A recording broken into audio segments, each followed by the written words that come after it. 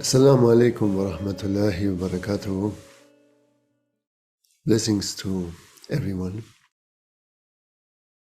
So from time to time there are some messages writing, oh, Sheikh, we like your sohbats and this and this and that, but in our life nothing really changes and nothing happens, and we want to experience what was written in the old books and so on. So there is this sometimes this frustration, in people, that they see somebody and they see, okay, he somehow reached somewhere they would like to reach. And the same happens not only in Sufism, the same happens in every tradition, actually. Yeah, I have heard those comments from various people to various teachers. And so there is two things to say. First of all, what has been a murid, a student in the old times, that would be nowadays a grandmaster. And that times were definitely easier in many aspects, because the fundamental lifestyle, the foundations of their life was given by default. There was nobody that you have to tell, look, come out of these messy relationships that you have, live a proper life, live a pure life, honor your parents, have a job, that feeds you, and so on. These things were common and everyone followed it. That same thing applies, for example, for the issue of sicknesses. In these old times, hardly anybody was sick. Yeah, because they ate only fresh food that was coming from the field, prepared and consumed. And like this, the body by default doesn't get sick. This is why animals are never sick, because they are eating fresh food, and that doesn't give them sickness. The body is not made to become sick. Yeah. The same with the psychological level. At that time, people were just clear about many things. They had the fundamentals right. There was not this confusion like nowadays. Nowadays, people, they don't know with 12 anymore what kind of sex they are, what kind of gender they are. Yeah, they have all kinds of different ideas, Yeah, and there's a big confusion in everything. Yes, so, and also the teachers were different in terms of consequences. When a murid would make a mistake, he would receive very, very strong consequences.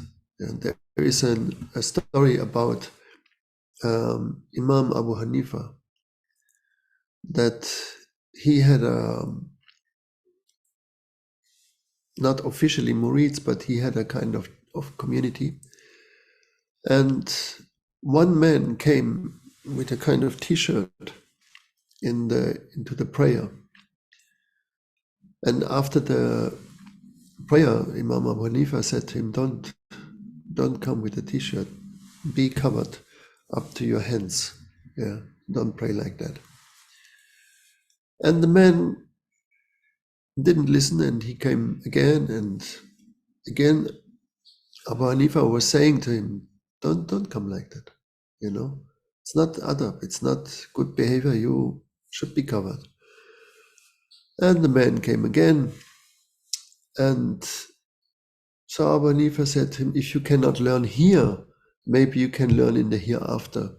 And the person just passed away. And this was a very common thing that happened in the old times, that when a murid would be too much resistant, even upon such a little thing, the consequences were much stricter, much harder. Yeah. So the whole teaching was on a complete different level. Nowadays, You can be happy if someone stops smoking, yeah, or if he doesn't drink, or if he is not in the complete disaster, right? So you have to understand that the divine names, meditations, prayers, they work on you only if you are having a very healthy foundation. Yeah, they don't work immediately on you, or they cannot bring you the breakthrough if you haven't worked out fundamental things, fundamental issues in yourself. You know, so as long as you are not aware about your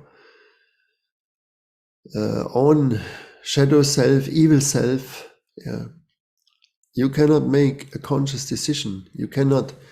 You think you are good, but you don't know on which foundation this goodness stands.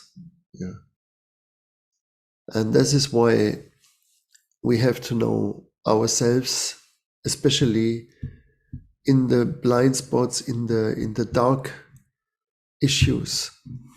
I was just yesterday watching one episode of a series in the TV, and there was a murder, convicted murder, and he said how it came. There was questioned how it came that he murdered his wife. He murdered his wife, no? And he said, in every one of us is a murder. And this is exactly how it is. In every one of us is a gambler. In every one of us is a murderer. In every one of us is a pervert. In every one of us is a thief. In every one of us is a liar. Yeah. And if you don't see that, if you can't understand that, you cannot make real good decisions in your life. Yeah. Because you will escape from your shadow self to the so-called goodness. And this is what we have in our life now, in our world. You see, the darkness rises up because it hasn't been seen by people. It's not just a few ones that rule the world and they make everything dark. They could do nothing if we were conscious about our own shadow self. Yeah, they could do nothing. Yeah, the devil is completely powerless. Yeah, that energy, this dark energy, is completely powerless once you know yourself. And if you don't know yourself, then it has a power on you. Yeah. And if you're afraid of that, then it has a power on you. So the third aspect is practicing. You know, so many people who complain, what do they do? Yeah. Abdul Qadir Jilani, he was sitting 12 years in a well, and that was Abdul Qadir Jilani. Yeah. In the desert, in a dried well. He was sitting 12 years there. Are you ready to do that? Huh? Are you willing to do that? And he performed all kinds of miracles. Can you do that? Maybe not. Okay. So this idea that I'm going Sunday in the church, or Friday to the mosque, or Saturday to the synagogue, or once a week to the temple, and then that is my spiritual life, and there I will be successful, that is a fata morgana. You have to drop that. It is a whole different level of effort. Yeah. And when someone is ready for that effort, that is the moment where there rings a bell in the unseen and says, this man is ready to go into battle, which means to go into seclusion. Yeah. That person is ready. And then you will be given a program that is basically 20 hours. Yeah. There's 4 hours sleep, depends. And the rest is program, no? And you have to be able to handle that, no? With all the things that it brings up, because when you make very high numbers on one divine names, things will happen, especially you are alone, you're by yourself, and you just have to face yourself. You want it or you don't want it, you have to do it. And this is the the thing you must prepare for. Yeah. And then, even then, it doesn't mean that you have really contact, because again, that also not only depends on you, but it depends always on the divine himself. Yeah. As he says in the Book of Love, and I lead to my light whom I want. Yeah. It's not on us. It's not on us. This is this idea that we have. We can do just everything by ourselves. It is yes, and it is also no. Yeah. In the relative world, yes, you can move on your own will. You experience the consequences of what you do, and so on and so on. In the absolute, there is just one will, no? And that one will, of course, embraces the relative world. So the more you come towards the absolute, the more you also have to accept